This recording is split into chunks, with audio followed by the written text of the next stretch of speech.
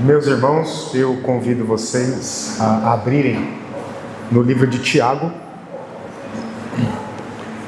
Estamos caminhando com Tiago através desta carta que ele escreveu a alguma igreja específica que nós não sabemos qual é, mas que ela também serviu e continua servindo para as igrejas de todos os tempos. Tiago, capítulo 3, nós faremos a leitura do versículo 13 ao versículo 18. A segunda parte do capítulo 3, vimos a primeira parte na semana passada, e agora veremos a segunda parte. Depois que eu fizer a leitura do texto, convido as crianças aqui à frente, peço que a Deise e a Dulce ajudem elas a virem até a frente, para que eu possa introduzir a mensagem na linguagem delas, para que elas possam compreender também. Tiago 3, do versículo 13 ao 18. Onde adquirir sabedoria é o tema da mensagem desta noite. E antes de eu fazer a leitura dos versículos, eu gostaria que nós pensássemos, que nós refletíssemos, como diz a expressão popular, com os nossos botões, se nós temos sentido alguma diferença com a leitura de Tiago, com os sermões que nós temos ouvido e temos aprendido. Será que Tiago tem nos ajudado a fazer a diferença no nosso dia a dia?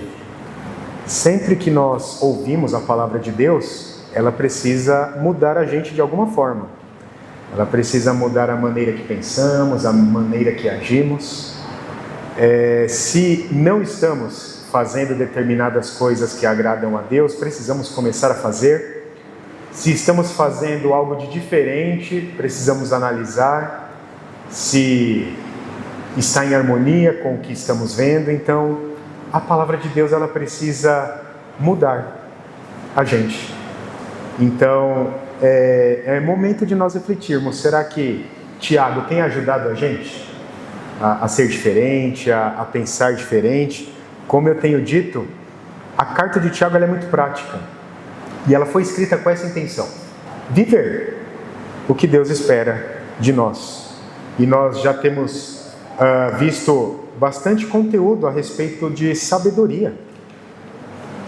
Tiago, ele fala muito a respeito de sabedoria. Se ele fala muito a respeito de um mesmo tema, é porque nós precisamos adquirir este tema. No caso aqui é sabedoria.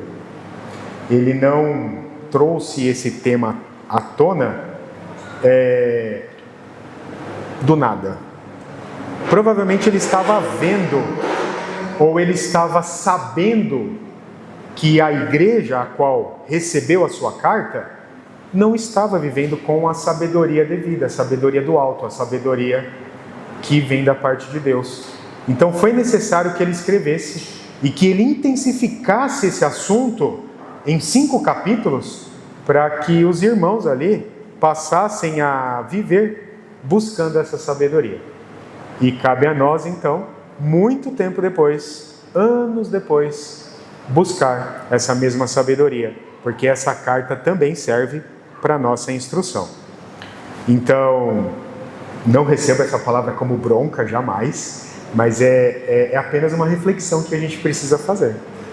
Porque toda a leitura que fazemos da palavra de Deus serve para a nossa instrução e para a mudança nossa, né? Então vamos lá. Tiago 3, do versículo 13 ao versículo 18, diz assim a palavra do nosso Deus: quem entre vós é sábio e inteligente, mostrem mansidão de sabedoria, mediante condigno proceder às suas obras. Se pelo contrário tendes em vosso coração inveja amargurada e sentimento faccioso, nem vos glorieis disso, nem mintais contra a verdade. Esta não é a sabedoria que desce lá do alto. Antes é terrena, animal e demoníaca. Pois onde há inveja e sentimento faccioso, aí há confusão e toda espécie de coisas ruins.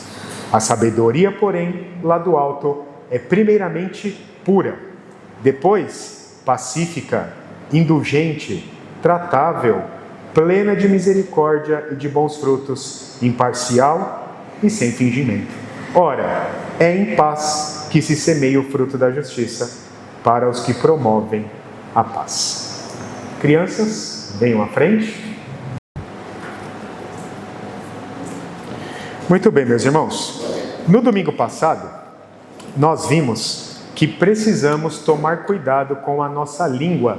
O que significa isso? Que as palavras que saem dos nossos lábios precisam ser palavras doces, palavras agradáveis, palavras que abençoam as pessoas, palavras que aconselham aqueles que precisam ser aconselhados. Então, por meio da nossa fala, das palavras que trocamos com as pessoas, nós precisamos ser bênção na vida das pessoas. Tiago nos instruiu a tomar cuidado com a forma que nós falamos, para que nós não causemos raiva, para que nós não causemos tristeza, angústia, dor no coração dos nossos próximos, dos nossos irmãos. Principalmente aqueles que são mestres, aqueles que ensinam, aqueles que conduzem a igreja, aqueles que ensinam a palavra de Deus. Meus irmãos, não vos torneis muitos de vós mestres, sabendo que havemos de receber maior juízo. Se você tem dificuldade em controlar a sua língua, você precisa pensar 2 vezes se você quer ser líder mesmo ou não. Se você vai querer liderar o povo de Deus, ensinar o povo de Deus, ou se você precisa de um tempo para aprender a lidar com esse pequeno órgão que tem um grande poder de causar muitas coisas. Nós vimos aqui que a língua é fogo, lá no versículo 6, ela é comparada a feras indomáveis, lá no versículo 7, a língua ela é difícil de você domar, ela é tão pequenininha, mas muitas vezes não cabe na boca. E temos dificuldade de controlar ela. Ela é um mal incontido, diz Tiago, carrega um veneno mortífero. Já pensou nisso? A língua é capaz de envenenar as pessoas.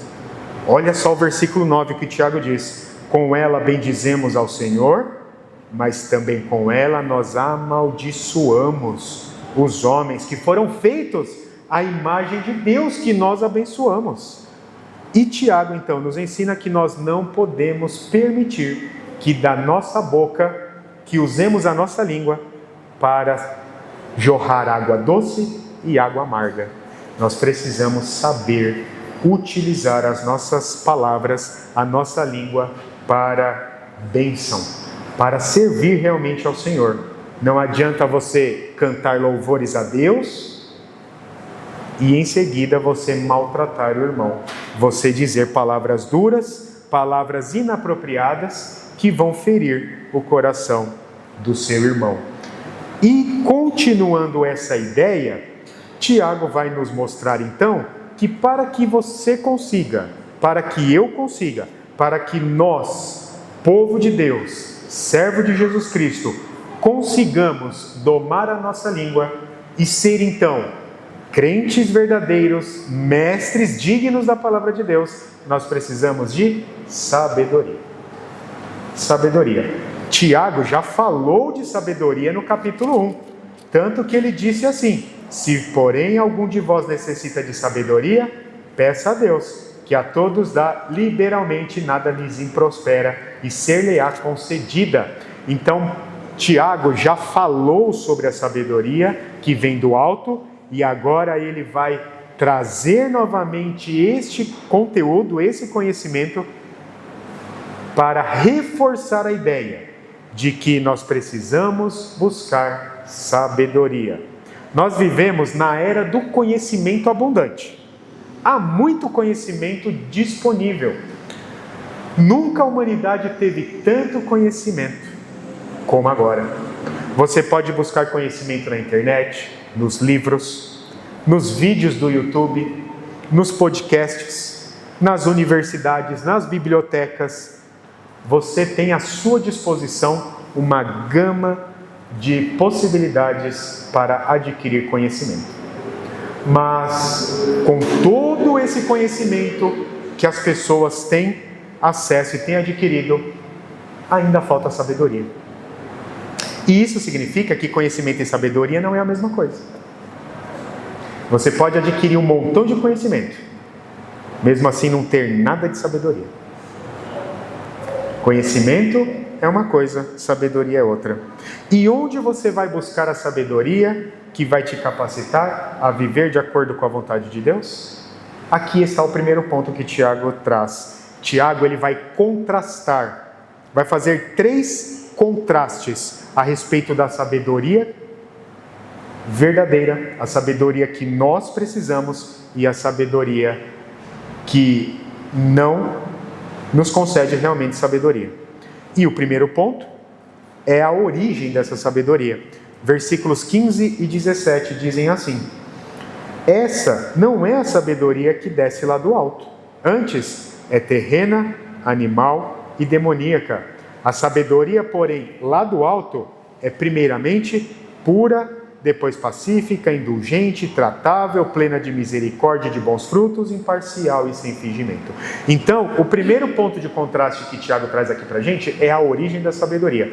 Onde você e eu vamos buscar essa sabedoria que nos capacita a viver de acordo com a vontade de Deus. A verdadeira sabedoria, portanto, vem lá do alto. Como eu disse, Tiago já falou sobre isso no capítulo 1 e ele volta a falar novamente.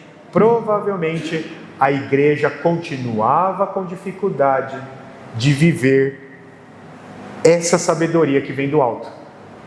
Provavelmente os irmãos estavam buscando sabedoria em outro lugar, estavam buscando uma outra fonte de sabedoria, uma outra origem. E Tiago então precisa reforçar, precisa trazer o assunto novamente à tona para ajudar os irmãos a buscarem essa sabedoria. Então a sabedoria que vai nos ajudar, que vai ajudar as nossas crianças, os nossos adolescentes, os nossos jovens a viver de acordo com a vontade de Deus, é a sabedoria que vem do alto. É a sabedoria de Deus que dá a todos de forma liberal. Deus, ele não restringe a sua sabedoria, ele dá liberalmente, ele dá abundantemente, ele dá a todos que o pedem. A Bíblia mostra para a gente vários exemplos de insensatez, que é o contrário da sabedoria. A sabedoria tem o seu antônimo, tem o seu contrastante, que é a insensatez. E a Bíblia, ela mostra para a gente eventos que aconteceram e que foram considerados insensatos. Um deles foi a construção da Torre de Babel.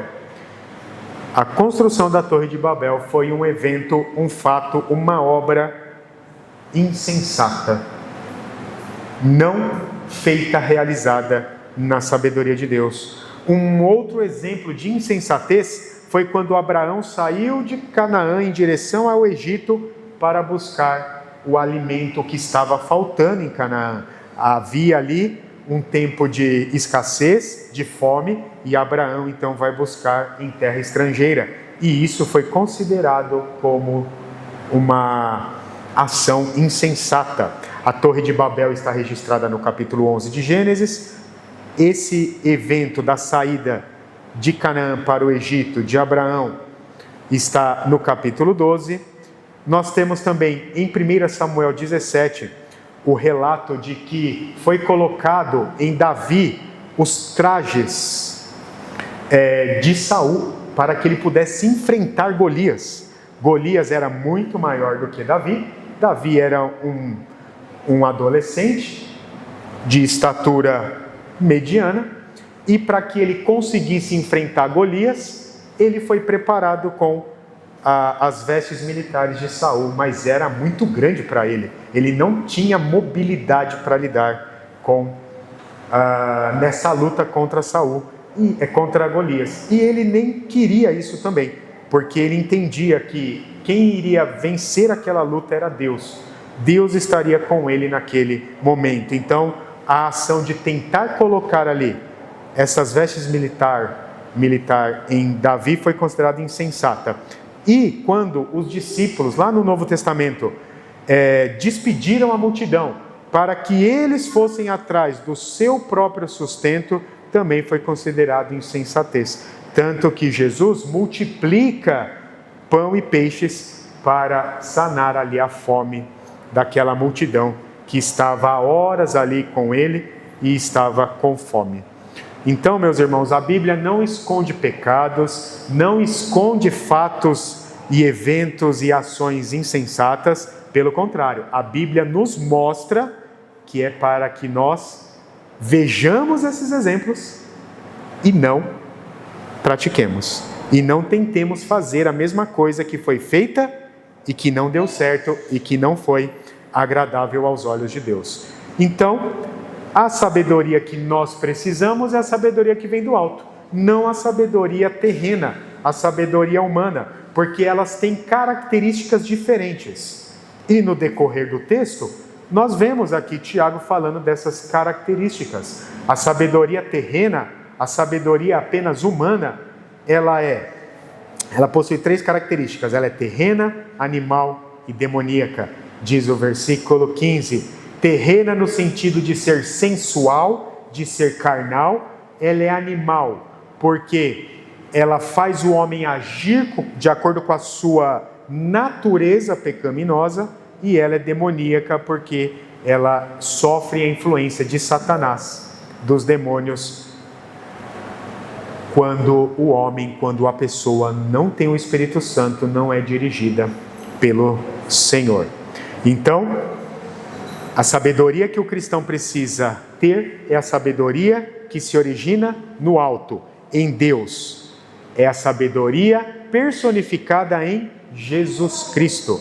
Cristo, com todos os seus tesouros da sabedoria e do conhecimento, nos concede todas as capacidades espirituais para que nós possamos servir a Deus. E essa sabedoria está gritando para que nós possamos ouvi-la. Provérbios, capítulo 1, capítulo 2, capítulo 3, nos traz essa mensagem de que a sabedoria, ela grita em voz alta, ela chama a atenção para que nós possamos buscá-la. E todo aquele que não dá ouvidos à sabedoria vinda de Deus, vinda do alto, é tolo, é insensato, nos diz o livro de Provérbios. E essa mesma sabedoria, ela é também loucura para quem não segue a Deus, para quem não segue a Cristo. Ela é loucura, não faz sentido nenhum para o ímpio. Mas para nós, ela é a boa dádiva, é o dom perfeito que vem de Deus para a nossa instrução, para a nossa condução. Por isso que nós precisamos, em Jesus Cristo, buscar essa sabedoria do alto, para que nós possamos servi-lo, servir a Deus, testemunhar de Cristo com sabedoria. E nós que somos pais, avós, irmãos mais velhos, que temos crianças em nossas casas, precisamos ajudá-las a buscar essa sabedoria, lendo a Bíblia com elas, instruindo elas no caminho em que elas devem andar, que é o caminho da retidão, o caminho de Cristo, mostrando e ensinando Cristo para elas com frequência, para que elas não busquem, conforme elas vão crescendo, a sabedoria terrena, mas para que elas sempre busquem a sabedoria do alto. O segundo contraste que Tiago faz aqui é o contraste da operação. Tem a ver com as características dessa sabedoria terrena contrastada com a sabedoria do alto. E essas características nos faz praticar determinadas coisas. Ela opera em nós para que nós então pratiquemos. Se buscamos a sabedoria de Deus, nós vamos praticar aquilo que está de acordo com a vontade de Deus. Se buscamos a sabedoria terrena, nós vamos fazer aquilo que tem a ver com a nossa natureza pecaminosa. Então, vejam, meus irmãos, versículos 13, 14 e 17 nos mostra. Ele começa perguntando, né? Quem entre vós é sábio e inteligente? Mostre com mansidão de sabedoria, mediante condigno proceder, as suas obras. Se você é sábio, a partir da sabedoria do alto, você é uma pessoa mansa. Então aqui está estabelecido um critério. Se você é manso, se você consegue viver com mansidão, você é sábio, de acordo com a sabedoria do alto. Agora, se você tem dificuldade em ser manso, se você não demonstra esse fruto do Espírito, é porque você está precisando buscar um pouco mais a sabedoria do alto. E aí ele continua dizendo no versículo 14: se pelo contrário, tende em vós, e aí vem aqui as características que operam em nós, se nós buscamos a sabedoria terrena. Se tende em vosso coração inveja, amargura, sentimento faccioso, vanglória, mentira, você está operando contra a verdade de Deus.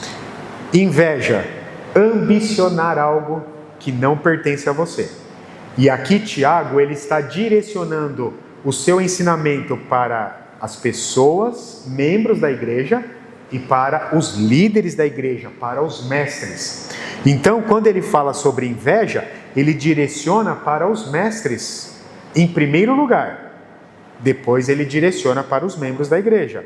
Ambicionar cargos de liderança espiritual movidos por interesse, por inveja, para receber algum tipo de vantagem em troca.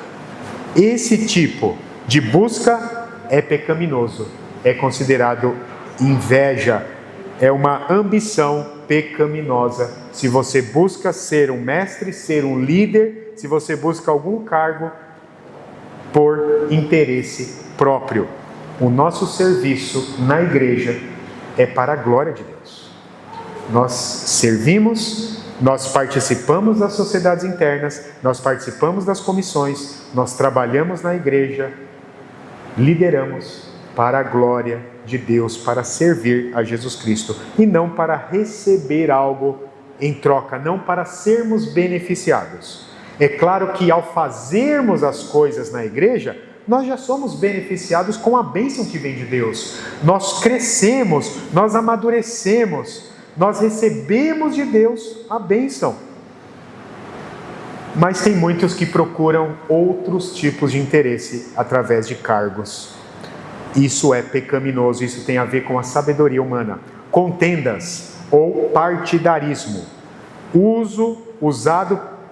Esse termo era usado pelos gregos para descrever um político que ia buscando conseguir votos para aquela posição que ele estava almejando. E essa busca por conseguir votos era a todo e qualquer custo. Com corrupção, sem corrupção, com barganha, sem barganha, não importava. A intenção dele era conseguir votos. Ele ia fazer de tudo para que ele recebesse os votos necessários para que ele conseguisse determinado cargo. E essa busca gerava contendas, gerava partidarismo. Quando a sabedoria de Deus opera, esse sentimento de contenda, esse sentimento de partidarismo, de rivalidade, ela não existe no seio da igreja. Agora, se nós buscamos a sabedoria do mundo e se nós almejamos através desse partidarismo, através dessa busca por votos, para que as pessoas elejam você, escolham você, para que você seja o beneficiado de alguma forma, e com isso você está rivalizando com os seus irmãos que estão almejando o mesmo cargo, isso é pecaminoso. E isso pode gerar discórdia, contenda e até mesmo divisão entre a igreja. E com essa contenda vem a vanglória, que Tiago cita aqui, que é um orgulho exacerbado no coração, um coração cheio, transbordante de orgulho. Você faz as coisas, você busca conhecimento, você busca algum cargo, você se relaciona com as pessoas naquele patamar de que você é melhor, de que você tem mais conhecimento vindo de Deus, que você é mais santo, que você é especial demais, que você precisa ser servido em vez de servir. Então é esse tipo de orgulho, de vanglória que não deve existir no seio da igreja. Pelo contrário, humildade, submissão a Deus. É isso que deve existir no nosso meio, no nosso coração. Tudo que você busca fazer na igreja precisa ser feito com humildade, com submissão a Deus, sempre na intenção de servir e não de ser servido. Para isso nós precisamos da sabedoria que vem do alto e não da sabedoria terrena, sabedoria que é animal, que é demoníaca, que é sensual. Inveja, contenda, vanglória, dolo, orgulho, partidarismo, divisões, tudo isso tem a ver com a natureza carnal, com a natureza terrena, animal e demoníaca. E isso não deve ser uma realidade na igreja. Se é, precisa acabar, precisa ter um ponto final, precisa deixar de existir isso. Lembremos, Tiago está escrevendo para a igreja, então acontecia, estava acontecendo e pode continuar acontecendo hoje em nosso meio. Nós precisamos atentar o nosso coração, atentar os nossos ouvidos, para que esses pecados não tomem conta do nosso meio. E aí vem então o contraste. A verdadeira sabedoria gera outras coisas, coisas que são agradáveis a Deus: pureza, pacificação, indulgência, humildade, flexibilidade, misericórdia, bons frutos, imparcialidade e sinceridade em nosso meio. Todas essas características, elas afloram em nossos relacionamentos. Você pode se relacionar baseado em inveja. Você pode, em seus relacionamentos, gerar contendas. Você pode se vangloriar. E não é isso que o Senhor espera de nós. Pelo contrário, é pureza, livre de qualquer contaminação do pecado. A pureza, a santidade, pacificação. Lembra a pergunta ali no versículo 13? Quem entre vós é sábio e inteligente? É aquele que consegue mostrar mansidão, aquele que consegue ser um pacificador, que consegue se relacionar para a pacificação, para a mansidão. Gera mansidão em seu relacionamento. Você é manso e você ensina os seus irmãos a serem mansos e pacíficos. A paz é instalada, então, no seio da igreja. Indulgência, moderação sem concessões indevidas, sem barganha por aquilo que é certo. Uma pessoa indulgente, ela não provoca brigas, mas ela luta por manter a paz. Flexibilidade, a pessoa é disposta a ouvir e tardio em falar. E quando ela fala com sabedoria, ela fala com mansidão, ela fala com palavras aconselhadoras, com palavras de instrução no caminho certo, palavras que apresentam Cristo. Mas primeiramente ela precisa ser apta e rápida para ouvir. Tiago já disse isso antes. E ele torna a dizer novamente: os nossos relacionamentos precisam transbordar a misericórdia. Quem segue a sabedoria de Deus, a sabedoria que vem do alto e não a terrena, é controlado pela misericórdia, pela compaixão. Você sente o que o seu irmão está sentindo. Foi o estudo bíblico que nós tivemos na quarta-feira. O que o irmão sente, você sente, porque você se compadece dele, você demonstra misericórdia. Se ele está triste, você se entristece junto com ele, você ora com ele, para que a alegria tome conta do seu coração. Se ele está alegre, satisfeito por alguma vitória, por alguma bênção, você se alegra com ele, você não tem inveja, mas você se alegra com ele, e você juntamente com ele dá graças a Deus, um coração de gratidão, porque ele recebeu aquilo que ele precisava, ou ele foi abençoado. Misericórdia. Produção de frutos. Quantos frutos nós precisamos produzir? Gálatas nos mostra, nos ajuda, lá no capítulo 5. Nós usamos até a figura da mexerica para representar o fruto do Espírito, por causa dos gomos. Cada gomo da mexerica representa um fruto do Espírito. E começa com qual fruto? O mais importante, que não deve faltar no seio da igreja, Começa com A, termina com mor. Isso, amor. Amor não pode faltar em nossos relacionamentos. E é o primeiro fruto e é o mais importante. Se você ama, você demonstra mansidão. Se você ama, você demonstra indulgência. Se você ama, você demonstra compaixão e misericórdia. Se você ama, você instrui no caminho certo. Se você ama, você não fere o seu irmão com palavras. Se você ama, você apresenta Cristo. E você vive com o seu irmão na direção do serviço a Cristo. E sinceridade de coração. Sem fingimento, sem hipocrisia. Eu disse domingo passado, qual é o momento que nós mais mentimos na vida? Foi um pastor que disse uma vez, num culto, que eu estava presente. É quando cantamos. É quando nós mais mentimos.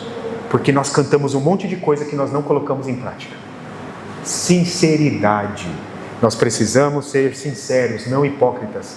Se nós cantamos, colocamos em prática o que cantamos. Se lemos a palavra de Deus, colocamos em prática a palavra de Deus. Se servimos um Deus amoroso, vamos colocar o amor em prática. Nós não podemos ser hipócritas.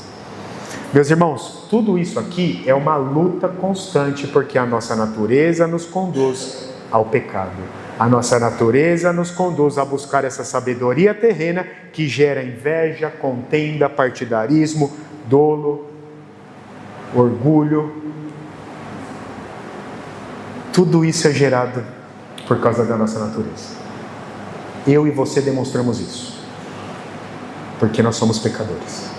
Mas precisa ser uma luta constante, para que isso vá diminuindo cada vez mais na nossa vida. E para que a pureza, a pacificação, a indulgência, para que a produção de frutos tome o lugar dessas características, dessas operações pecaminosas. Nós precisamos orar sempre, constantemente, por nós e por nossos irmãos, para que essas operações saudáveis, a produção dos frutos do Espírito, possam ser uma realidade na nossa vida e nós então não vivamos de forma hipócrita. E o terceiro contraste que Tiago faz são os resultados. Quais são os resultados gerados? O resultado das operações da sabedoria terrena, os resultados das operações da sabedoria que vem do alto. Versículo 16 e versículo 18.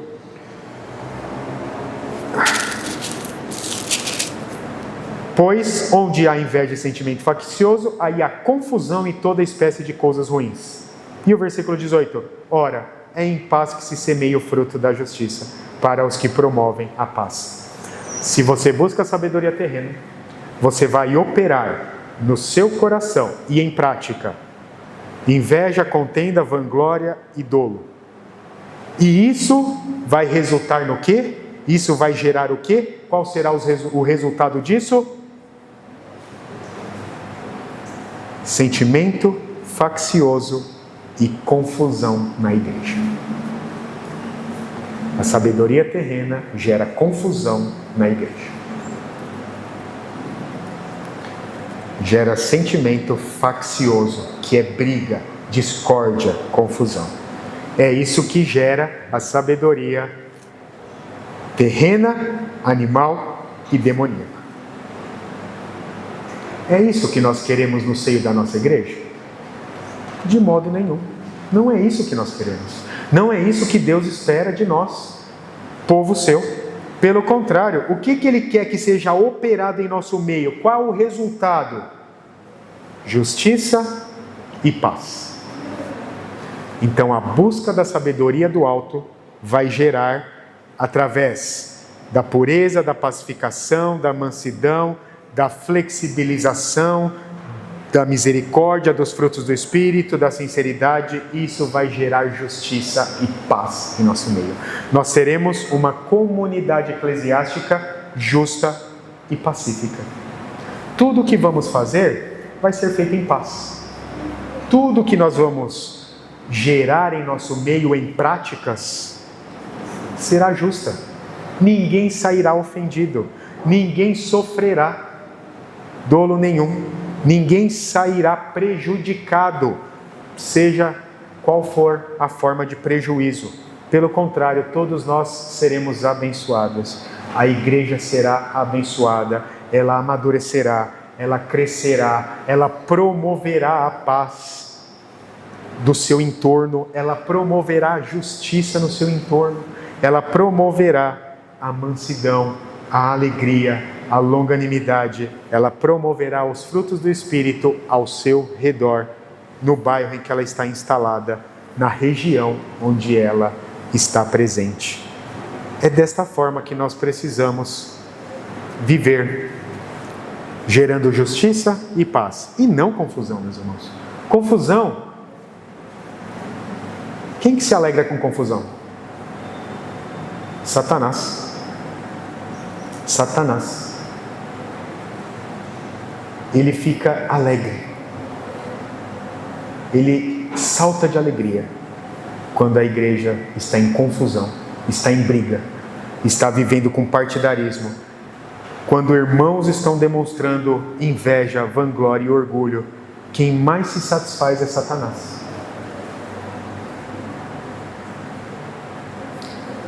Agora, o que agrada a Deus? É uma igreja que vive o fruto da justiça, é uma igreja que semeia a paz, que promove a paz entre os seus irmãos. É desta forma, meus irmãos, que nós precisamos viver. Feliz o homem que acha sabedoria e o homem que adquire conhecimento. Provérbios capítulo 3, versículo 13. Sabedoria e conhecimento que vem de onde? Do alto. Feliz o homem, bem-aventurado o homem que acha sabedoria do alto, a sabedoria de Deus. O homem que adquire o conhecimento que vem de Jesus Cristo. Concluindo, meus irmãos, nós somos o que vivemos. Você vai ser conhecido pela forma que você vive. Quando você não estiver mais naquele ambiente, quando você não estiver mais presente naquele lugar, seja qual for o motivo da sua ausência, mudança, falecimento, não importa. As pessoas vão lembrar de você como? Você era uma pessoa que arrumava confusão? Que dividia os grupos? Ou você era uma pessoa que gerava frutos de justiça e era uma pessoa pacífica? Como você será lembrado? Como você ficará na memória das pessoas? Nós somos o que vivemos. Nós vivemos o que semeamos. O que você tem semeado? Discórdia, orgulho, inveja, sentimento faccioso, práticas terrenas, animalescas e demoníacas?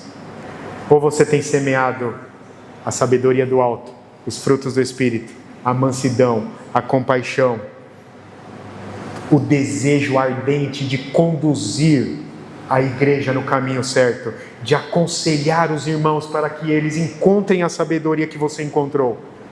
É isso que você tem semeado?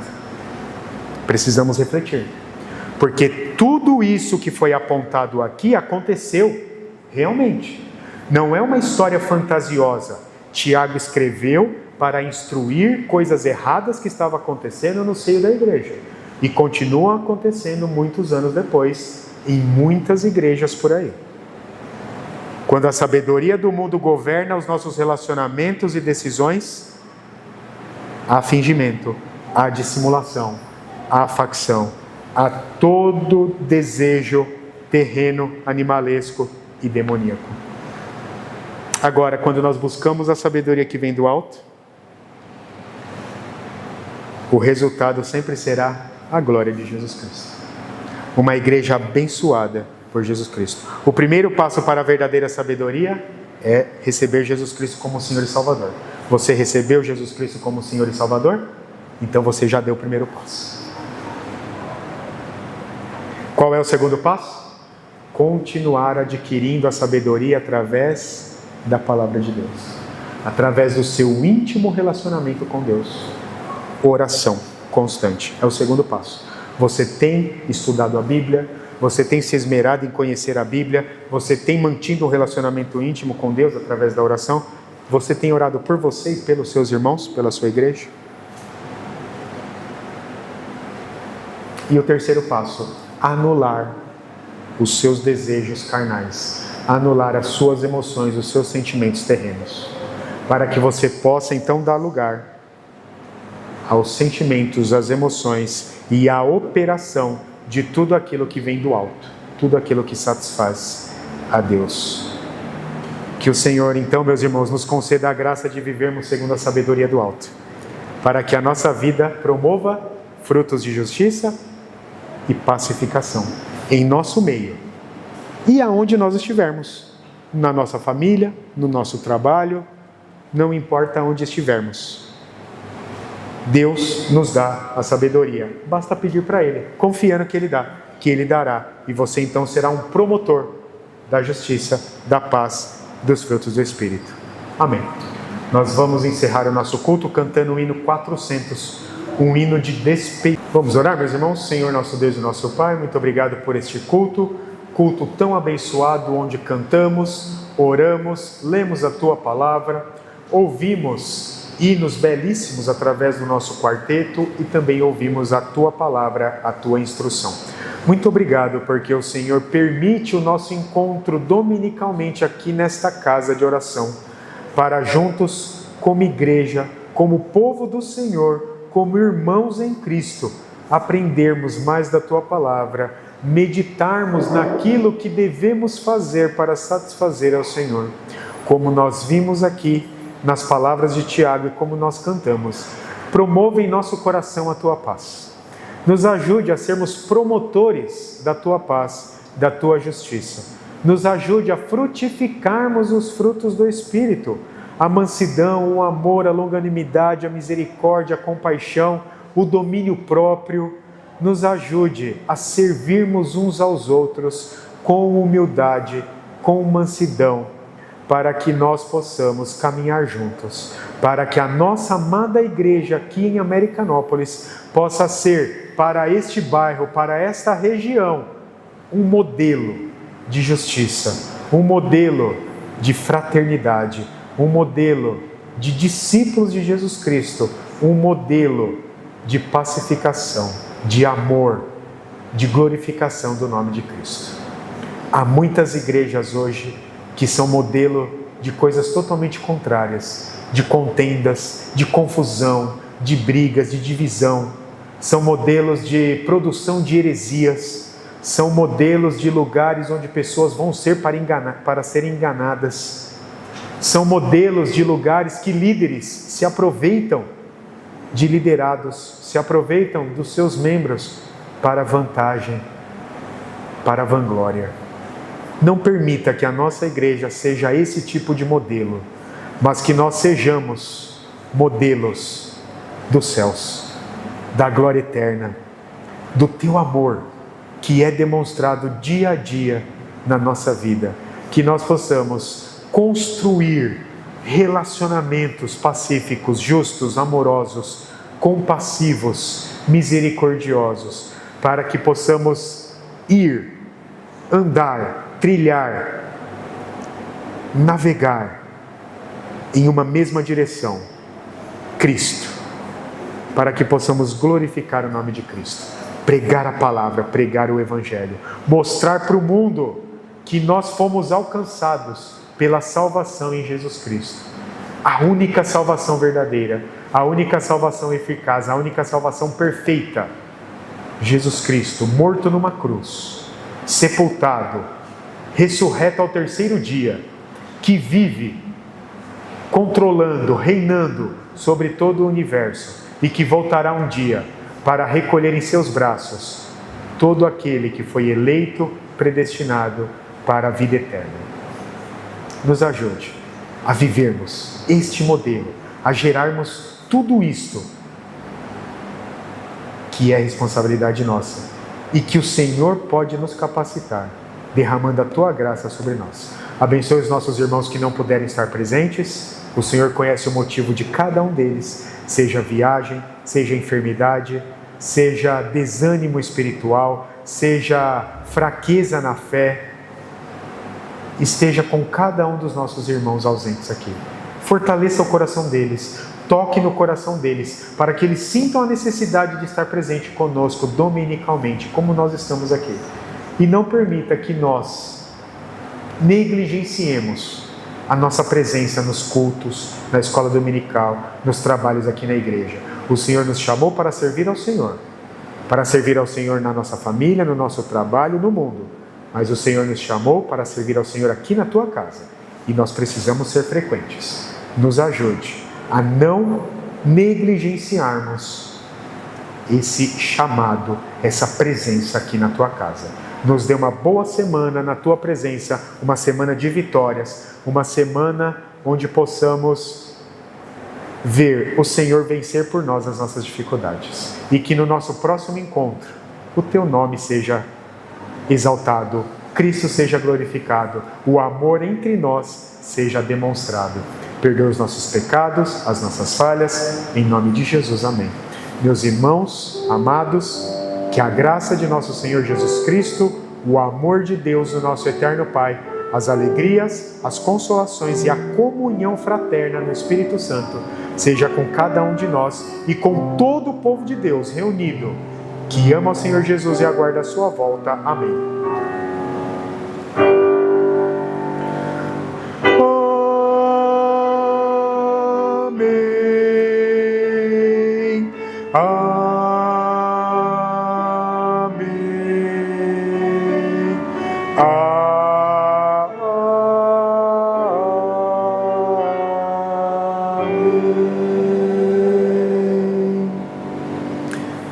A igreja pode se assentar?